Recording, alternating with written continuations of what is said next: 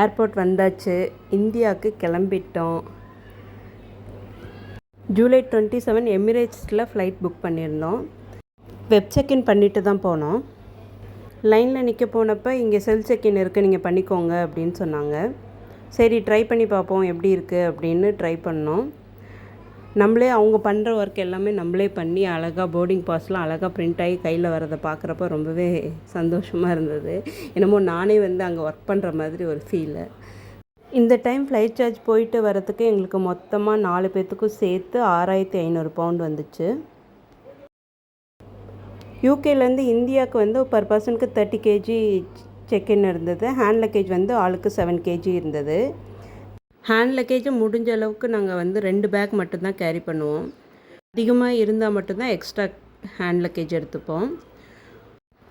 ஃபைனலாக check in complete பண்ணிட்டோம்.